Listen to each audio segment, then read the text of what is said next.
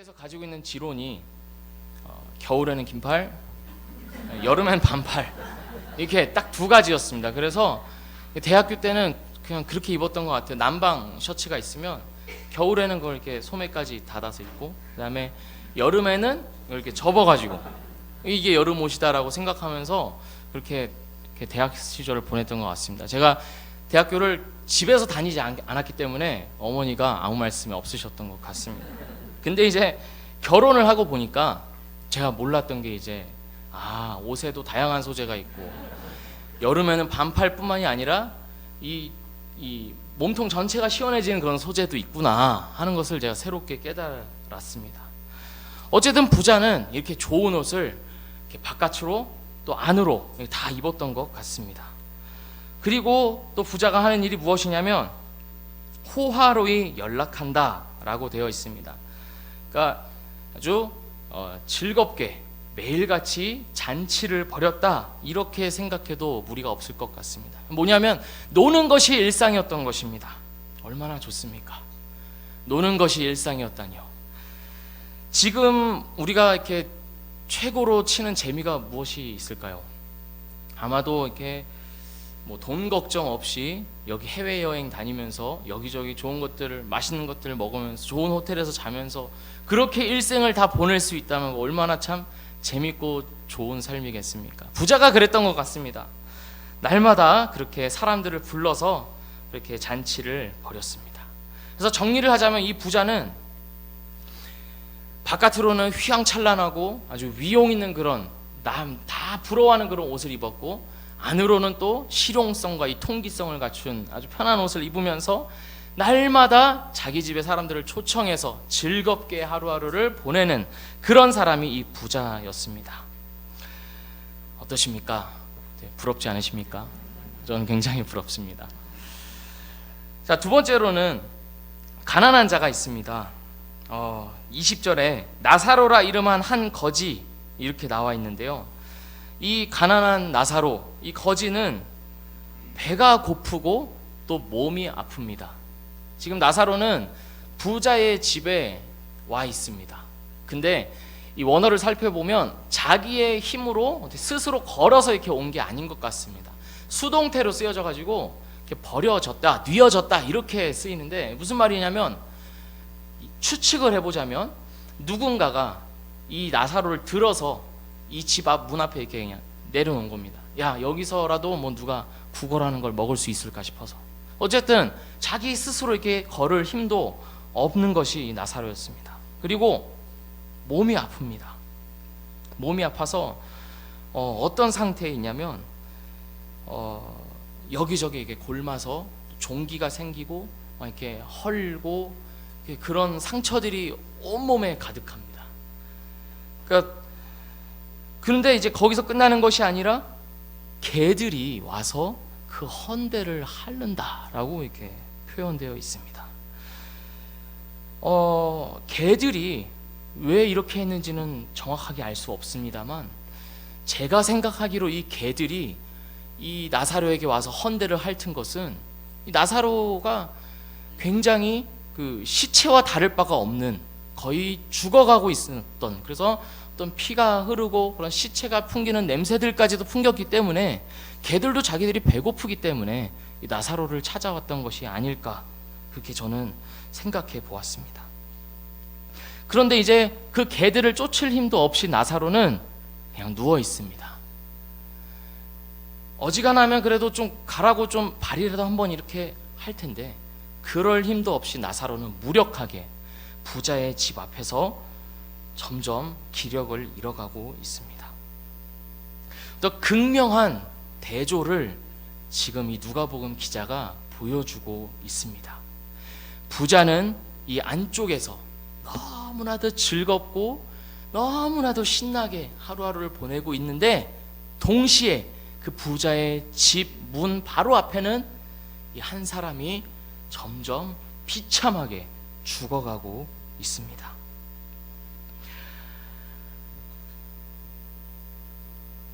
우리가 이 말씀에서 두 번째로 알 수 있는 것은 부한 자나 가난한 자나 똑같은 것이 하나 있다는 것입니다. 그것이 무엇이냐면 바로 죽음입니다. 오늘 본문 말씀을 보면 22절이 되어서 이 거지가 죽었습니다. 이 거지가 어떻게 죽었냐면 천사들에게 받들려서 죽었다고, 받들려서 아브라함의 품에 들어갔다고 기록되어 있습니다. 천사들이 나사로가 죽자마자 고이 모셔가지고 나사로를 그대로 끌어올려서 아브라함의 품에 이렇게 딱 놓인 것입니다.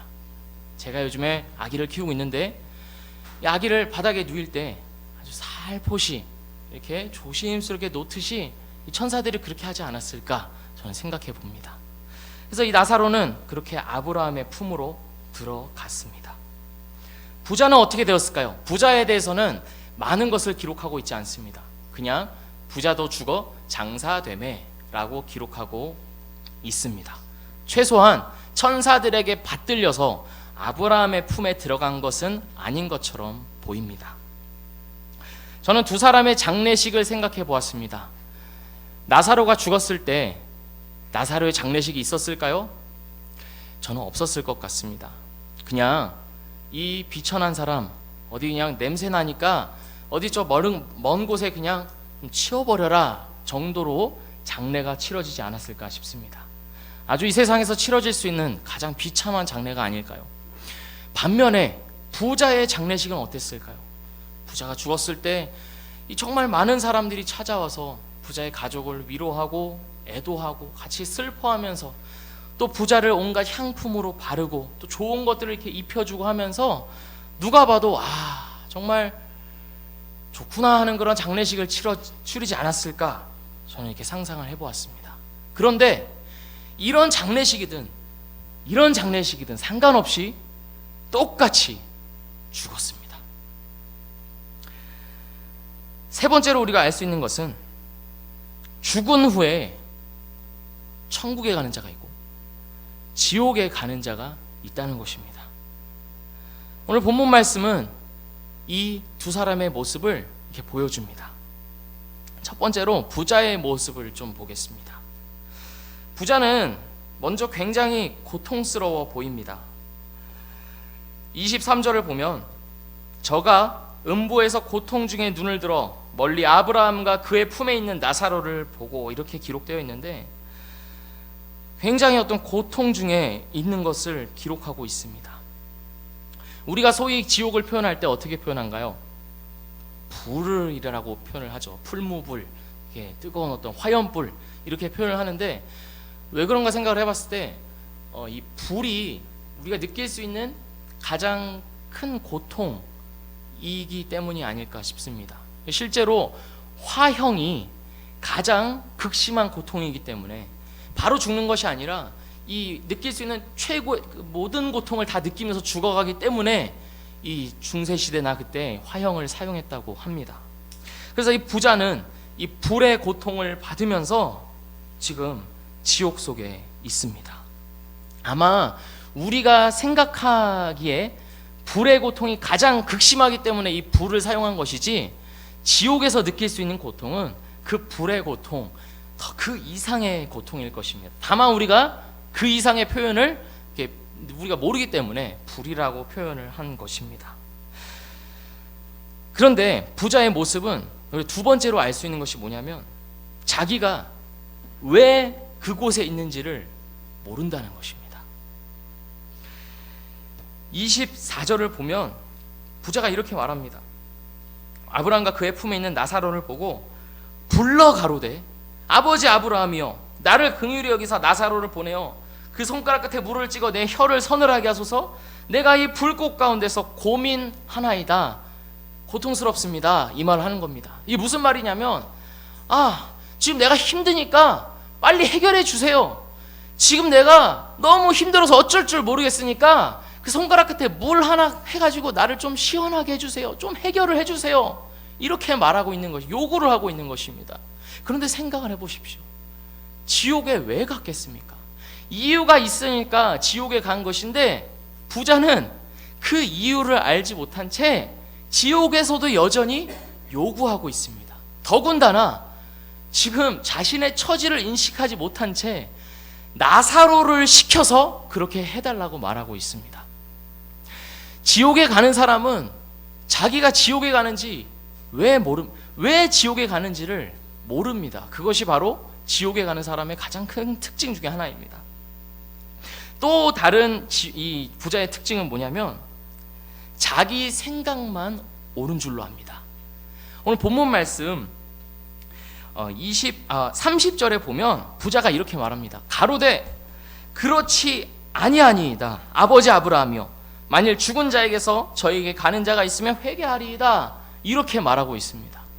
이게 지금 무슨 상황이냐면 이 부자가 지금 자기가 고통 중에 있는데 나 좀 구해달라고 했을 때 아브라함이 안 된다고 하자, 그러면 저는 알겠으니까 저한테 5 형제가 있는데 이 5 형제에게만이라도 여기에 오지 않게 하기 위해서 지금 제 나사로를 다시 한번 보내서 말 좀 하게 해주세요. 이렇게 요청을 했습니다.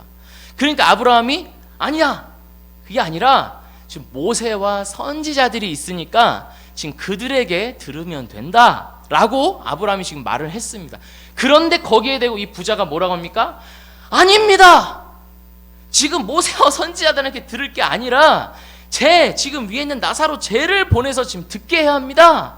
지금 아브라함에게 이렇게 설득하고 있는 것입니다.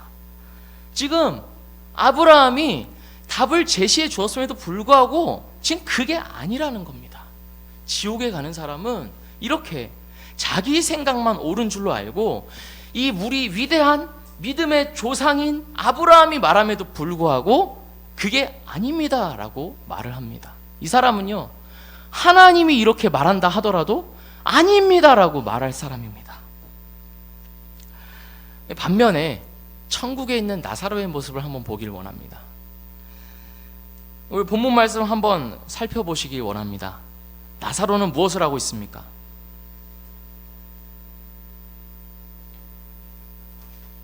찾을 수가 없지요. 찾을 수가 없습니다. 본문 말씀은 이 나사로에 대해서 무언가를 딱히 이야기하고 있지 않습니다. 그죠? 아브라함의 품에 안겨서 아주 편안하고 아주 안식을 누리고 있는 것처럼 보입니다. 마치 제 아들이 제 품에 안겨 있듯이, 우리 아내의 품에 안겨 있듯이 아주 편안하게, 그 이상 편안한 것이 없는 듯 양 그렇게 편안하게 품에 안겨 있습니다. 누가 천국에 가고 누가 지옥에 갈까요? 이 본문 말씀을 보면 마치 부자는 지옥에 가고 거지 가난한 사람은 천국에 가는 것처럼 보입니다. 하지만 안심하셔도 되겠습니다. 여기 계신 부자 여러분, 이 본문 말씀은 부자라고 지옥에 간다고 말하는 것이 아닙니다. 또한 가난한 자라고 천국에 가는 것이라고 말하고 있는 것 또한 아닙니다. 만약에 부자라고 지옥에 간다고 생각을 해보십시오. 저에게 희망이 있겠습니까? 죄송합니다. 제가 착각을 했습니다. 저는 안심해도 될 것 같습니다. 만약에 거지라고 무조건 천국에 간다고 생각을 해보십시오. 그럼 우리가 어떻게 해야겠습니까? 지금 이러고 있을 때가 아닙니다. 한 푼이라도 다 털어버려야 우리가 천국에 갈 수가 있는 것입니다. 중요한 것은 지금 가진 것이 많으냐 가진 것이 없느냐에 따라서 우리가 천국을 가고 지옥에 가는 것이 아니라 하나님을 아느냐 하나님을 알지 못하느냐에 따라서 우리는 천국에 가고 지옥에 가는 것입니다. 그러니까 이 본문 말씀에서 나사로는 하나님을 알았던 것입니다. 하지만 여기 있는 이 부자는 하나님을 몰랐던 것입니다. 그래서 부자는 고통 중에 있고, 그리고 이 나사로는 아브라함의 품에 편안히 안겨 있습니다.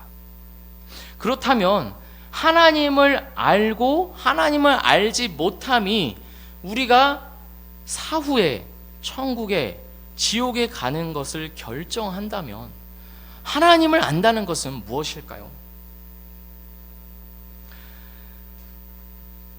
우리는 안다는 것에 대해서 깊게 생각을 해볼 필요가 있습니다. 우리는 안다는 것을 여러 가지로 사용합니다. 안다는 것은 먼저 그냥 단순한 지식을 의미합니다. 지구가 돈다. 저는 이것을 알고 있습니다. 태양이 또 돈다. 알고 있습니다. 단순한 지식을 아는 것을 우리는 안다라고 표현합니다. 이것을 똑같이 하나님에 대입해 보면 지구가 도는 걸 난 안다? 하나님이 있는 걸 안다. 이 정도만 알고 있으면 우리는 천국에 갈 수 있을까요? 또는 한 단계 더 나아가서 나는 하나님이 있는 걸 알고 하나님이 계심을 안다. 이 정도면 우리가 천국에 갈 수 있는 것일까요? 우린 두 번째로 안다의 다른 개념에 대해서 생각해 볼 필요가 있습니다. 안다는 것은 또 다른 의미가 있는데요. 내가 우리 한성일 목사님을 안다라고 표현을 합니다. 근데 이 안다라는 것에는 무엇이 포함되어 있냐면 내가 한성일 목사님이라는 존재가 있다는 것을 안다만 내포하는 것이 아니라 같은 동역자로서 같이 경험하고 또 같이 그 지나온 세월들 그것을 통해서 파악한 한성일 목사님의 어떤 성격과 어떤 기질과 그다음에 어떤 했던 말들과 그 모든 것들 우리의 경험을 다 포함해서 안다에 이게 들어있는 것입니다. 또 다른 안다의 의미가 있는데요. 제가 우리 아내를 압니다. 이것은 무슨 암일까요? 이것은 한성일 목사님 내가 안다라고 표현한 것과는 조금 더 다른 차원입니다. 이것은 이렇게 아는 것은 무엇이냐면 단순히 지식적으로 아는 것도 아니고 그리고 어떤 업무적으로 사회적으로 아는 것도 아닙니다. 이렇게 안다고 하는 것은 결혼 전부터 맺어왔던 그리고 지금까지 이어져 왔던 그 모든 관계를 포함해서 나는 아내를 안다라고 표현하는 것입니다. 이 결혼하신 분들 중에 나는 아내를 안다, 나는 남편을 안다 했을 때 나 그 이름 석자를 안다 이렇게만 말씀하실 분 계십니까? 있다고 하더라도 속으로만 말씀하셔야 됩니다. 그런 분은 없을 것입니다.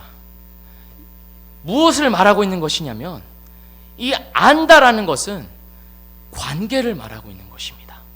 실제로 매일의 이 삶 속에서 매일 눈을 보고 같이 밥을 먹고 같이 또 이렇게 재밌는 것을 하기도 하고 같이 아기를 키우기도 하면서 또 서로 이렇게 갈등을 겪기도 하고 또 해결을 겪기도 하면서 그렇게 쌓아져 온 그 모든 관계를 포함해서 나는 안다라고 표현하는 것입니다.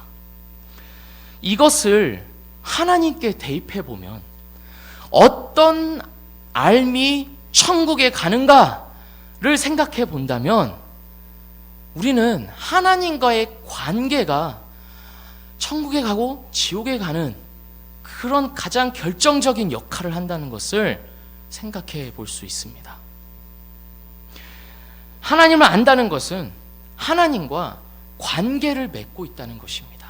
그냥 피상적으로 내가 하나님을 안다, 지식으로만 알고 있는 것도 아니고 어떤 회사 동료를 알듯이 그냥 내가 필요에 의해서 하나님을 안다 그 정도만 말하는 것이 아니라 내 이 전인격 자체가 맺고 있는 이 관계가 있다 이것을 가지고 하나님을 안다라고 하는 것입니다. 우리는 언젠가는 이 땅을 떠나게 됩니다. 영원히 이곳에 있지 않습니다. 그 때와 시일은 우리가 절대로 알 수가 없습니다. 분명한 것은 떠날 때가 온다는 것입니다. 그런데 그 떠날 때가 됐을 때 우리가 가져가는 것 단 한 가지가 있다면 그것은 이 땅에서 맺었던 하나님과의 관계입니다. 내가 이 땅에서 맺었던 그 하나님과의 친밀함, 그 하나님과의 그 깊은 관계가 있을수록 하나님께 가는 그 발걸음이, 하나님을 뵈러 가는 그 죽음의 여정이 더 기대가 되고 더 기다려질 것입니다. 왜냐하면 바울도 이렇게 말하고 있습니다. 우리가 지금은 보는 것이 희미하나 그때에는 얼굴과 얼굴을 대면하여 볼 것이요 라고 고린도전서 13장에서 말하고 있을 것입니다. 그러니까 이 땅에서는 비록 희미할지라도 이 맺고 있는 하나님과의 관계가 점점 깊어져 갔을 때 이것이 완전히 열려서 내 앞에 눈앞에 선명하게 될 때 그때를 생각해 보면 얼마나 기대가 되고 또 이 가슴 떨리도록 즐거운 일이겠습니까? 마치 우리가 사랑하는 사람이 기다려질 때, 연애를 다 해보셨죠? 그때 어떻게든 더 보고 싶고 어떻게든 더 기다려지고 했던 그 마음을 가지고 우리는 하나님 뵈러 가는 것입니다. 반면에 이 땅에서 우리가 하나님과의 맺고 있는 관계가 그저 좀 서먹한 관계였다면, 주일만 되면 하나님도 어색하고 나도 어색한 그런 관계였다면, 마찬가지로 하나님 앞에 진짜 갈 때 그때도 우리는 그 어색함을 가지고 하나님 뵙긴 뵀는데 조금 긴가민가한 그런 마음 가지고, 그러니까 우리가 충분히 더 누릴 수 있음에도 불구하고 그거를 누리지 못한 채 가지 않을까, 저는 그런 생각을 해봅니다. 바리새인들은 이것을 몰랐습니다. 예수님께서는 오늘 이 비유를 바리새인들에게 지금 하고 계시는데요, 바리새인들은 하나님을 몰랐습니다. 바리새인들은 자신들이 가지고 있었던 그 율법, 그리고 그 전통으로 만들어져 왔던 그런 규칙들, 그것만을 지키면 내가 하나님을 잘 믿는 것이고 하나님을 섬기는 것이라고 굳게 믿었습니다. 그래서 이 사람들은, 바리새인들은 하나님을 안다고 생각했지만 정작 하나님을 알지는 못했습니다. 사랑하는 성도 여러분, 오늘 우리가 이 바리새인들을 생각해 볼 때 한 가지를 좀 조심해서 보셔야 됩니다. 왜냐하면 이 비유는 예수님이 아예 생판, 나는 하나님이 없다, 나는 하나님을 믿지 않는다, 그런 게 어디 있냐 라고 말하는 그런 사람들에게 주신 말씀이 아니라, 하나님을 안다라고 생각을 하고 내가 하나님을 믿고 있다고 생각을 하고 그것도 굳게 믿고 있다고 생각하는 그 바리새인들에게 주신 말씀이기 때문입니다. 이것이 너무 중요합니다. 저는 우리 성도 여러분들의 그 구원의 확신을 흔들려는 것이 아닙니다. 우리 모두는 분명히 하나님께서 이 자리에 부르셨고 영원전부터 하나님께서 택하여 주셔서 하나님 우리 부르실 때 우린 그 자리에 갈 것입니다. 다만 우리가 이 땅을 살아갈 때 바리새인과 같은 모습으로 살아가면서 우리가 이 땅에서 하나님과의 관계를 더 충분히 누리고 또 그것을 가지고 하나님 앞에 나아갈 수 있음에도 불구하고 그러지는 못하지는 않을까. 저는 그것이 우리 모두가 직면하고 있는, 우리 그리스도인들이 모두 직면하고 있는 시험이고 위기이고 안타까움이라고 생각합니다. 이 말씀은 하나님을 모릅니다 하는 사람들에게 주신 말씀이 아니라 하나님을 안다고 하는 사람에게 주신 말씀입니다. 그렇기 때문에 우리는 오늘 이 비유를 생각하면서 나는 어디에 있는가? 나는 하나님의 관계에 있어서 그 관계를 얼마나 쌓아져 가고 있는가? 하나님께서 나에게 주시고자 하는 그 사랑의 선물들을 얼마나 이 땅에서 더 누리고 있는가라는 생각을 하면서 하루하루를 살아가기를 원합니다. 하나님과 우리의 관계는 부부 관계와 같습니다. 하나님은 오늘 누가복음 이 본문 이전에 하나님과 재물을 겸하여 섬길 수 없느니라 라고 말씀을 하셨는데요. 이 부부관계처럼 하나님은 우리에게 한 마음을 가질 것을 요구하십니다. 부부관계가 서로 한 마음이 아니라면 어떤 일이 일어나겠습니까? 정말 안타깝게도 우리나라에는 더 이상 간통하는 것이 죄가 아닙니다만, 그렇다고 해서 하나님이 말하는 바른 부부관계가 무너진 것은 아닙니다. 하나님이 말하는 바른 부부관계는 1대1의 관계입니다. 서로만 바라보는 그런 관계입니다. 하나님이 왜 그런 부부관계를 우리에게 알려주셨냐면, 왜냐하면 하나님과 우리의 관계가 이 부부관계와 같기 때문입니다. 그러니까 우리는 하나님을 생각할 때 한 마음만을 가져야 하는 것입니다. 바리새인들이 재물과 하나님을 겸하여 섬겼을 때 하나님을 섬긴 것이 아니라 재물, 우상을 섬겼던 것처럼 우리는 하나님과 재물 또는 그 어떤 내가 이 세상에서 사랑하는 그 어떤 것, 포기할 수가 없는 그런 어떤 것을 하나님과 같이 섬기고 있는 것은 아닌지 우리는 점검해 보아야 합니다. 하나님은 우리에게 한 마음을 가질 것을 요구하십니다. 왜냐하면 하나님이 우리에게 대하여서 한 마음을 가지고 계시기 때문입니다.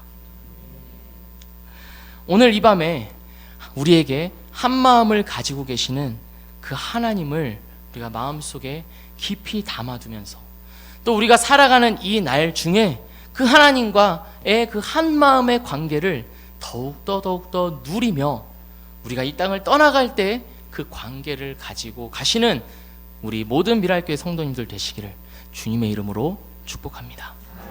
기도하겠습니다.